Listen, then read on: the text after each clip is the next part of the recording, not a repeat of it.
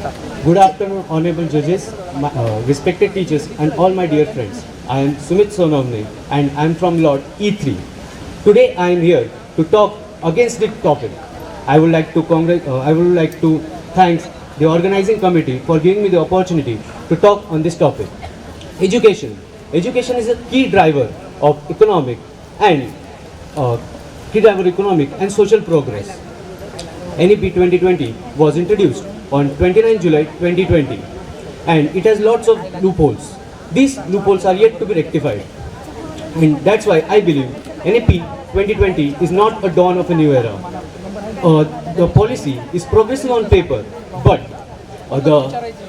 it is tough to achieve in a country like India, as the size and diverse Indian education system makes it difficult to implement.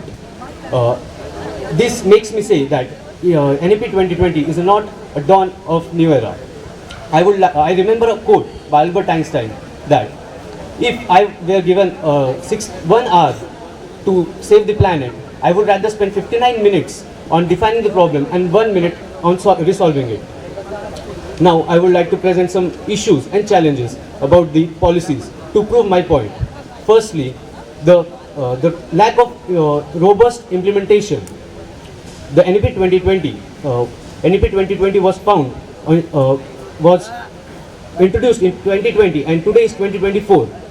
There is no more proper implementation of the policy across the nation. At the same time, there is lack of clarity among the institutions, students, and parents, which makes environment confusing.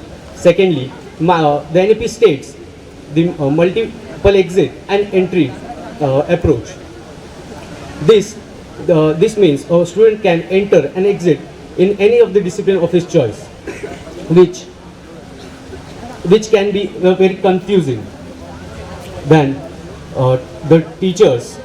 many of the teachers are against the policy, as they obey the old education policies and the training education policies. The new NEP 2020 focuses more on vocational education, which means the students are more. If the students is not financially strong, if he leaves the education incomplete, he will look for a job and choose to drop out. This will increase the dropout rate in the country. Then lastly, I would like to say that NEP 2020 does not mention any of the measures for gender equality, and secondly for the measures to limit the child abuse. In conclusion, I would like to say that NEP 2020 has lots of loopholes, and if the loopholes exist in the policy, which means it's not a beginning of a new era. The various challenges and issues in the NEP 2020 are lack of awareness, lack of competent teachers, then the resistance from teachers, parents, and students. And for the success of NEP depends upon the immediate and pace implementation of the policy. Then I would like to say that the implementation of policy depends upon its pace, which can be. Thank you. I would like. Thank you. अपने विचार प्रस्तुत करने जा रही हूँ। आज का विषय है राष्ट्रीय शिक्षा नीति। शिक्षा वह नींव है जिस पर विद्यार्थी का भविष्य निर्भर करता है। एक आदर्श शिक्षा नीति वह है जिसमें अंतर्राष्ट्रीयता तथा स्थानीयता के मध्य एक संतुलित समन्वय देखने को मिले। यह वह व्यवस्था है जिसकी नींव तो अपनी मिट्टी से जुड़ी होती है, किंतु वह सतत नई प्रगति, नया ज्ञान और प्रयोग के प्रति सकारात्मक और अग्रसर रहती है। नई शिक्षा नीति इसी विचार को संभव करने का प्रयास करती है। यह शिक्षा नीति बात करती है कौशल और व्यवहारिक तथा व्यावसायिक ज्ञान की। यह शिक्षा नीति के अंतर्गत विद्यार्थियों को, यह देश की युवा पीढ़ी को बाल्यावस्था से लेकर ही एक सही दिशा तथा प्रशिक्षण देने का प्रस्ताव रखती है। यह शिक्षा नीति में 5+3+3+4 की इस संरचना में कई बदलाव किए गए हैं। इस बदलाव के अंतर्गत जहां पहली शिक्षा नीति में 6 से 14 वर्ष की उम्र तक शिक्षा प्राप्त करना अनिवार्य था, यही नई शिक्षा नीति में इसको बदलकर 3 से 18 वर्ष तक कर दिया गया है, जिसके चलते यदि विद्यार्थियों को बाल्यावस्था से ही सही मूल्य, सही शिक्षा और यदि सही आचरण सिखाया जाए तो भविष्य में बीच से ही स्कूल छोड़ने वाले विद्यार्थियों की संख्या को कम करना संभव है। यह शिक्षा नीति बात करती है प्राथमिक शिक्षा को मातृभाषा में करवाने की। यदि हम कुछ विकसित देश को उदाहरण के तौर पर देखें तो जापान और जर्मनी जैसे देशों में शिक्षा अंग्रेजी भाषा में ना होकर वहाँ की स्थानीय भाषा में होती है और इन देशों का विकास सराहनीय है। यदि शिक्षा को मातृभाषा में प्राप्त किया जाए या शिक्षा को स्थानीय भाषा में प्रदान किया जाए तो विद्यार्थी के लिए विद्यालय का वातावरण बहुत ही सरल साबित हो सकता है। यदि विद्यार्थी मातृभाषा में शिक्षा प्राप्त करे तो वह कोई भी विषय को सरल तरीके से समझ में लाया जा सकता है। इसी के साथ यह शिक्षा नीति विभिन्न भाषाओं को पाठ्यक्रम में सम्मिलित करने का प्रस्ताव रखती है, जिसके दायरे में विद्यार्थी न केवल देश में बल्कि अंतर्राष्ट्रीय स्तर पर भी आगे बढ़ सके। यह शिक्षा नीति बात करती है मूल्यों की। यह शिक्षा नीति के अनुसार पाठ्यक्रम अथवा शिक्षा विधि में यथासंभव तथा भारतीय और लोकांकित संदर्भ प्रदान किए गए हैं।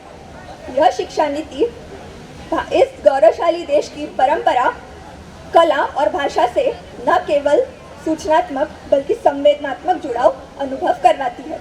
यह शिक्षा नीति का प्रथम आयाम है विद्यार्थियों में वैज्ञानिक सोच का विकास। जहां पुरानी शिक्षा नीति में केवल एक पाठ्यक्रम तक शिक्षा को बाधित रखा जाता था, यह नई शिक्षा नीति में विद्यार्थियों को माध्यमिक कक्षा से ही व्यावसायिक पाठ्यक्रम, जिसे हम वोकेशनल कोर्सेज भी कहते हैं, से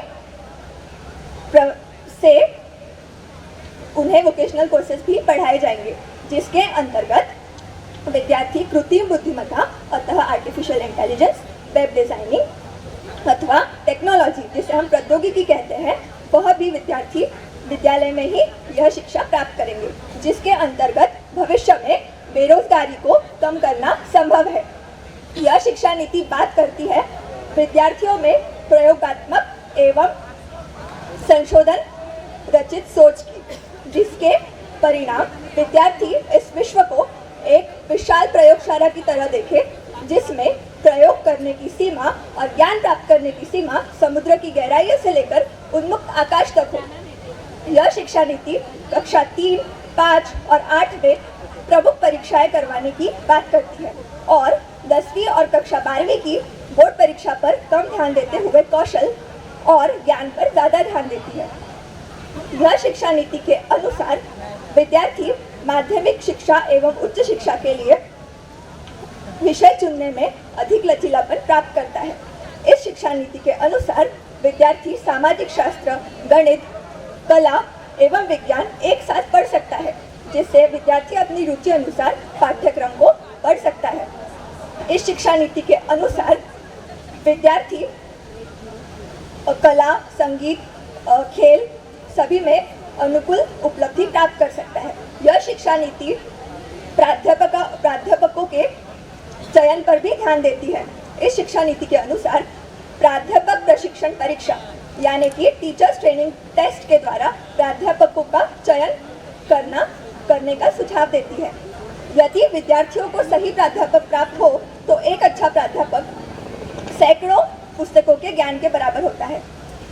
इस शिक्षा नीति का लक्ष्य है 2035 तक सकल नामांकन अनुपात यानी कि ग्रॉस एनरोलमेंट रेशो को उच्च शिक्षा के लिए 50% और स्कूली शिक्षा के लिए 100% तक हासिल करना, जिसके अंतर्गत देश का विकास निश्चित है।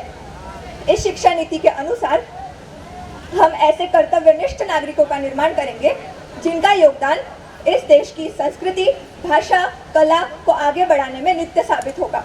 इस शिक्षा नीति के अनुसार यूजी कोर्सेस और अथवा यूजी पाठ्यक्रम 3 या 4 वर्ष का होगा, जिसमें पहले वर्ष में प्रमाण पत्र, दूसरे वर्ष में उपधि पत्र, तीसरे वर्ष में पदवी और चौथे वर्ष में संशोधन के साथ पदवी हम प्राप्त कर सकते हैं, जिसका परिणाम और लाभ यह है कि छात्रों की पढ़ाई एकेडमिक क्रेडिट बैंक में सुरक्षित रहेगी, जिसके चलते यदि कोई छात्र किसी कारणवश शिक्षा छोड़ देता है तो वो उसे पूरा भी कर सकता है। इस नीति की आलोचना करते हुए इसके व्यवहारिक कठिनाइयों को रेखांकित किया जाता है, किंतु मेरे अनुसार इसके क्रियान्वयन में कोई बहुत बड़ी बाधा नहीं है, क्योंकि यदि कोई राष्ट्र पूरी दृढ़ इच्छा शक्ति से अपनी प्रगति के लिए कार्य करता है तो इस प्रकार की सभी समस्याओं का समाधान निकालना एवं सभी समस्याओं को परास्त करना कोई बहुत बड़ी बात नहीं है। अतः यह शिक्षा नीति विश्व गुरु के गुरुकुल की नींव रखेगी, जिसकी प्राथमिकता और जिसकी संरचना मात्र विश्वमुखी होगी, किंतु जिसकी आत्मा भारतीय होगी। अतः मैं ये कहना चाहूंगी कि शिक्षा से बड़ी कोई दीक्षा नहीं होती। माँ सरस्वती के चरणों में वंदन करते हुए मैं अपने शब्दों को विराम देती हूँ। धन्यवाद।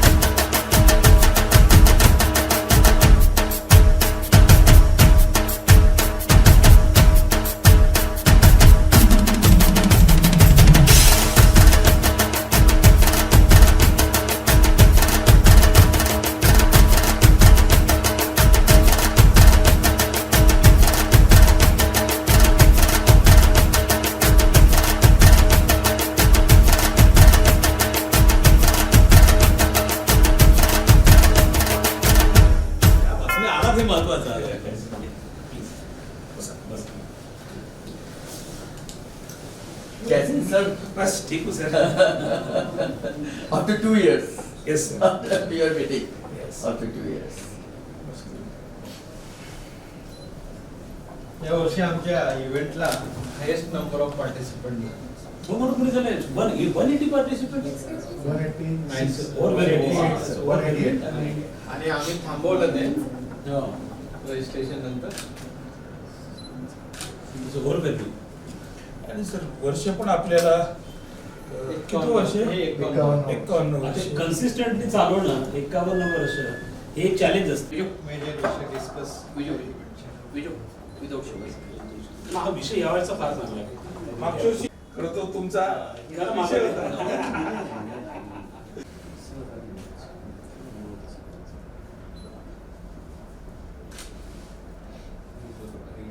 हाँ, 50,000 प्लस आहे.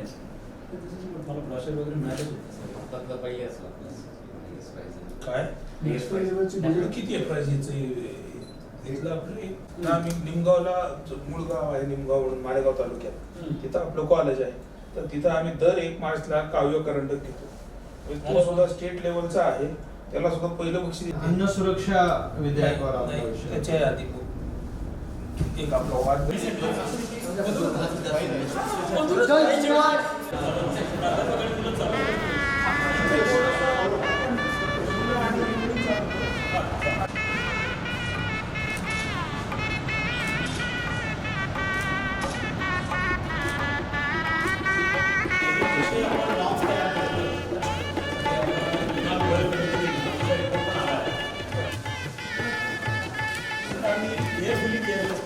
API based posting आणताय. API improve करा.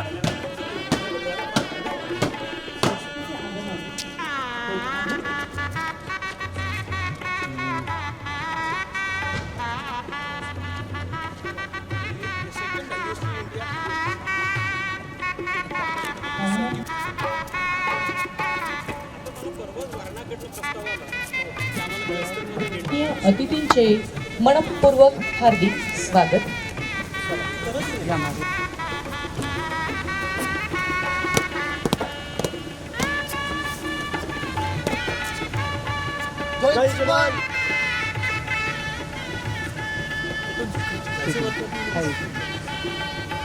महात्मा गांधी विद्यामंदिर संचलित लोकनेते व्यंकटराव हिरे कला विज्ञान व वाणिज्य महाविद्यालय पंचवटी नाशिक न्याय पुनर्मूल्यांकन केंद्रित उपक्रमांचे आयोजन करण्यात येते. तरी त्यांनी स्थानापन्न व्हायचे आहे. या उपक्रमांपैकीच कर्मवीर भाऊसाहेब हिरे आंतरमहाविद्यालयीन राष्ट्रीय वादविवाद स्पर्धा हा उपक्रम यंदाचा स्पर्धेचा 51व्या वर्षासाठी पहाट आहे. हा प्रस्ताव देऊन स्पर्धेचे आयोजन करण्यात आले. कर्मवीर भाऊसाहेब हिरे करंडक असे स्पर्धेचे स्वरूप आहे. आरोप व पारितोषिक वितरण समारंभ संपन्न होत आहे. तत्पूर्वी व माजी आमदार आणि सावित्रीबाई फुले पुणे विद्यापीठाचे सिनेट सदस्य डॉक्टर अपूर्व हिरे यांनी स्वीकारावे अशी मी त्यांना विनंती करते.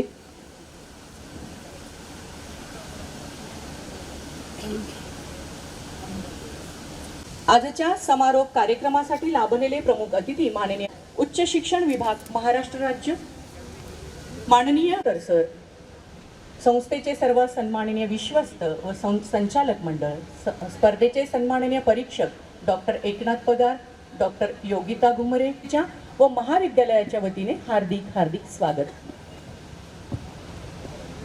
Honorable dignitaries, ladies and gentlemen, we are happy to share with you that we have received a huge response for this competition. Since last 2 days, the budding orators from across India have captivated us with innovative ideas and compelling narratives. Occasionally, they have also delivered some thought-provoking punches to the policymakers. व सन्माननीय मान्यवरांना विनंती करते त्यांनी आपल्या शुभ हस्ते प्रतिमा पूजन करावे आणि कार्यक्रमास सुरुवात करावी.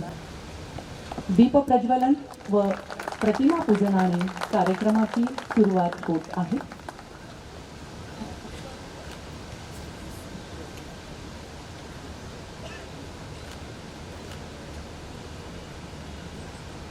सन्माननीय अतिथींच्या शुभ हस्ते दीप प्रज्वलन संपन्न झालेले आहे.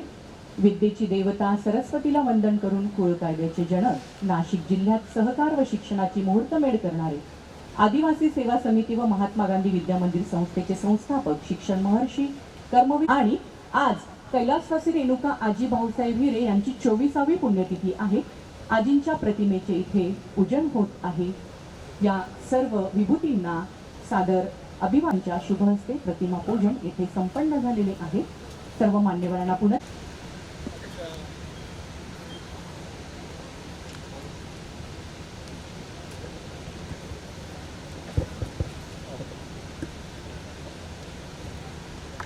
कर्मवीर भाऊसाहेब हिरे आंतर महाविद्यालयीन राष्ट्रीय वादविवाद स्पर्धेच्या समारोप प्रसंगी उपस्थित असलेले आजच्या कार्यक्रमाचे अध्यक्ष, आमचे प्रेरणास्थान, संस्थेचे समन्वयक माजी आमदार आदरणीय डॉक्टर अपूर्व भाऊ, त्या कार्यक्रमाचे प्रमुख मार्गदर्शक महाराष्ट्र राज्य नाशिकच्या उच्च शिक्षण विभागाचे director of higher education honourable doctor Shailendraji Devlankar sir,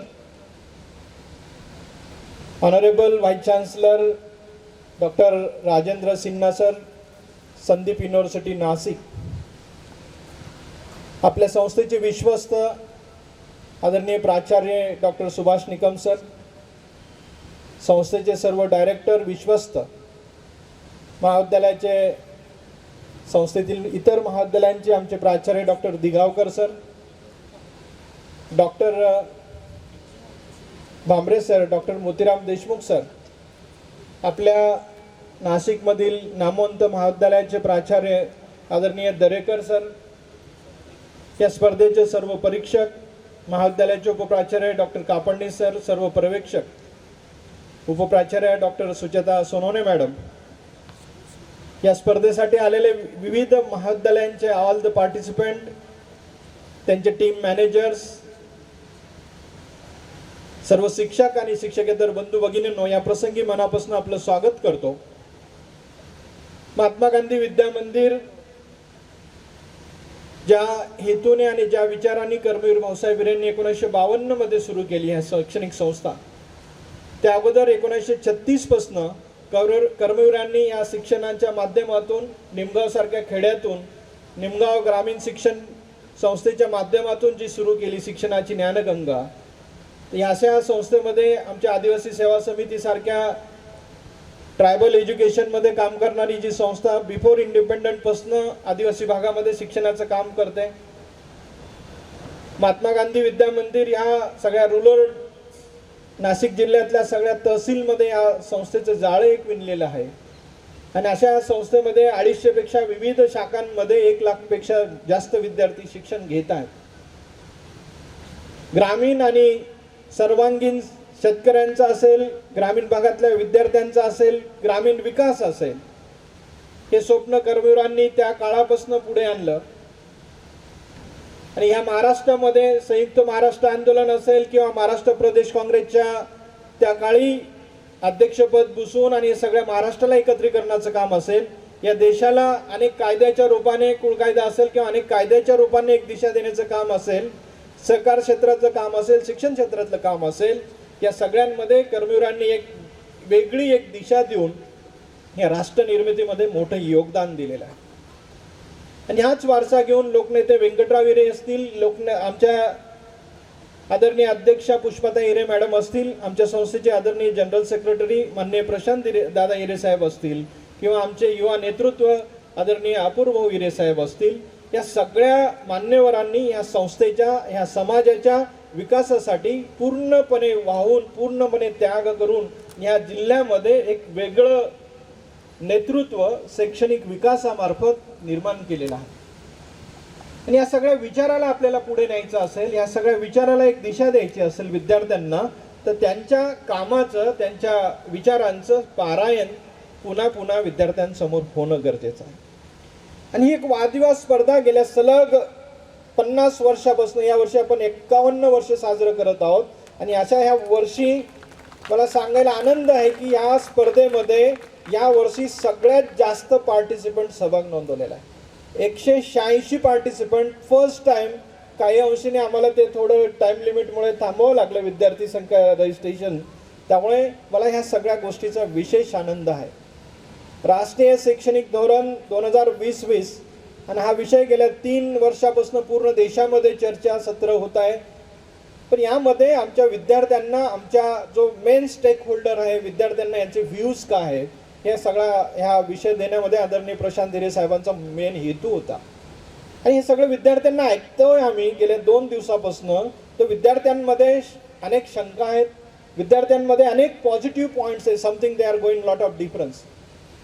तर ह्या सगळ्या व्ह्यूजला विद्यार्थी जेव्हा मांडतोय, जो प्रोफेशनलचा एखाद्या फॉर्मसीचा विद्यार्थी मांडतोय, इंजिनिअरिंगचा विद्यार्थी मांडतोय, आर्ट सायन्सचा मांडतोय, एखादा शहरी भागातला मांडतोय, एखाद्या आदिवासी भागातला ग्रामीणचं मांडतोय, सर याचा अर्थ ह्या राष्ट्रीय शैक्षणिक धोरणामध्ये all different type of views, all different type of points, जे कदाचित सुकाणू समितीच्या सन्मान्य सदस्यांपुढे पण आले नसतील, असे सगळे विषय ह्या व्यासपीठावर डिस्कशन झाला. हे सगळं करताना आमच्या संस्थेने आदरणीय भाऊंच्या मार्गदर्शनाखाली या राष्ट्रीय शैक्षणिक धोरणाच्या अभिप्रेत असलेले जे काही पॉलिसीज आहेत ते कर्मवीरांनी मग ॲग्रिकल्चर एज्युकेशनची सुरुवात केली असो, लॉ एज्युकेशनची केली असो, वोकेशनल एज्युकेशनची सुरुवात केली असेल, मेडिकल एज्युकेशनची सुरुवात केलेली असेल किंवा अंडर NSDC स्किल इंडिया मुवमेंटमध्ये आदरणीय भाऊंनी जे काही सेंटर सुरू केले ना आमच्या संस्थेमध्ये 21 डिफरंट रजिस्टर्ड ॲक्रिडेटेड सेंटर सुरू करण्याची भूमिका असेल किंवा ऑटोनॉमस अंडर बिओक अंडर प्रोग्राम चालू करण्याची भूमिका असतील, इंटरनॅशनल रिलेशनच्या बाबतीत इंटरनॅशनलायझेशन ऑफ हायर एज्युकेशनच्या भूमिका असतील किंवा रिसर्च ओरिएंटेड कल्चर निर्माण करण्याची भूमिका असतील. आज संस्थेमध्ये या महाविद्यालयामध्ये जी काही स्पर्धा आपण आयोजित करतो या महाविद्यालयामध्ये आज आपण 12 रिसर्च सेंटर चालवत आहे. More than 200 students registered for PhD and more than 36 students completed their PhD. And one of our faculty member, Dr. Vishnu Adole, got a ranking of the young scientists of the top 10% scientists by the international universities of the New Yorkच्या स्थित international युनिव्हर्सिटीने top 10 सायंटिस्टची यादी declare होते. आणि मला सांगायला आनंद होतोय की या महाराष्ट्र राज्यामधल्या एकमेव ॲफिलेटेड कॉलेजचा एक फॅकल्टी हा आपल्या इंटरनॅशनल युनिव्हर्सिटी रँकिंगमध्ये आपला एक विद्यार्थी एक फॅकल्टी नाव घेतो. याचा अर्थ research standard and research culture ह्या महाविद्यालयाचा दर्जा तुम्ही लक्षात येईल. व्होकेशनलायझेशन ऑफ हायर एज्युकेशनमध्ये खरं तर NEP बोलते सुरुवातीपासून शासनाने भूमिका केल्या, पण मान्य अपूर्व भाऊ हिरे साहेबांनी 2014 मध्ये under BOK and community college या संस्थेतल्या सगळ्या महाविद्यालयांमध्ये अंडर सर्टिफिकेट असतील, डिग्री प्रोग्राम असतील, मला सांगायला आनंद होत आहे की आमच्या महाविद्यालयामधल्या जेव्हा ऑटोमोबाईल टेक्नॉलॉजीला व्होकेशनल प्रोग्रामला UG असेल किंवा एमोक सारख्या PG प्रोग्रामला विद्यार्थी आर्ट्सचा विद्यार्थी येतो, मराठी भाषिक येतो, ग्रामीण भागातला विद्यार्थी येतो, पण तो जेव्हा डिग्री प्रोग्राम कंप्लीट करतो with linkage with MOUs with all the international and national and local automobile industry हा जो काही आम्ही इनिशिएटिव्ह घेऊन सुरू केलेला आहे 100% प्लेसमेंट त्या मुलांना मिळत आहे. ही क्रिएटिव्हिटी काम आपण करतो आहे आणि हे सगळं करताना आपण as per NEP revision of the syllabus, applied syllabus या सगळ्या कन्सेप्ट आपण वापरत आहे. ऑटोमोबाईलमध्ये लास्ट 2 वर्षापूर्वीच आम्ही व्हेकल सिलेबस आणला. सेन्सॉर बेस्डचं जे काही टेक्नॉलॉजी आम्ही त्या सिलेबसमध्ये पार्ट इंट्रोड्यूस केला. This is because of the autonomy of the institutions. In future number of ideas under the leadership of honourable भाऊंच्या आहेत. आय थिंक त्यांच्या भाषणामध्ये सगळं येईलच. पण या संस्थेला एक लिडरशिप क्वालिटी आम्ही ज्याला म्हणतो कॉर्पोरेट लिडरशिप एखाद्या संस्थेमध्ये असेल तर त्या संस्थेचा कितीतरी कायापालट होत असतो. सर आम्ही स्कूल एज्युकेशनमध्ये सुद्धा नंबर ऑफ चेंजेस आणलेत. ॲक्रिडेटेशन आदरणीय भाऊंनी आता ते फेजेस सुरू केल्या. या सगळ्या it is directed toward the NEP आणि ह्या सगळ्या प्रिन्सिपलचा वापर करून येणाऱ्या काळामध्ये या एज्युकेशनमध्ये कर्मवीरांचं विजन होतं. एज्युकेशनने हा महाराष्ट्र समृद्ध होणार आहे. 1954 मध्ये कर्मवीरांनी मालेगावसारख्या खेड्यामध्ये शिक्षण परिषद घेतली होती आणि त्या शिक्षण परिषदेमध्ये मुद्दा होता की या महाराष्ट्र जेव्हा स्थापन होईल, राज्य जेव्हा स्थापन होईल तेव्हा ह्या शिक्षणाच्या समस्या आणि दिशा आणि दशा असं वाक्य तिथं होतं त्या शिक्षण परिषदेचं. मालेगावला शिक्षण परिषद आणि त्याला महाराष्ट्रातले नामवंत शिक्षण तज्ज्ञ येत आहे आणि त्या शिक्षण परिषदेमध्ये महाराष्ट्राच्या शिक्षणाच्या दिशा ह्या संमेलनामध्ये डिस्कस होत आहे. याचा अर्थ ह्या हिरेंच्या ह्या सगळ्या वारसा आणि हिरेंच्या कर्मवीरांच्या ह्या सगळ्या भूमिकेतून या राष्ट्राला अनेक विचार दिले गेलेले आहेत आणि तेच काम ह्या कुटुंबियामार्फत अजूनही मान्य अपूर्व भाऊ हिरे साहेब असतील की आदरणीय प्रशांत हिरे साहेब असतील यांच्यामार्फत नेण्याचा प्रयत्न होतो आहे. आणि आजच्या ह्या इव्हेंटचं आयोजन सर याच्यामध्ये multiples goals objective is satisfied आणि त्याच्यामध्ये आमचा मुलगा जेव्हा येतो एखादा ग्रामीणचा मुलगा येतो आणि ह्या व्यासपीठावर जेव्हा बोलतो त्याच्यामधली पर्सनॅलिटी, त्यांच्यामधलं स्किल, त्याचं सॅटिस्फॅक्शन हे व्यासपीठ आम्हाला त्या निमित्ताने मिळत असतं.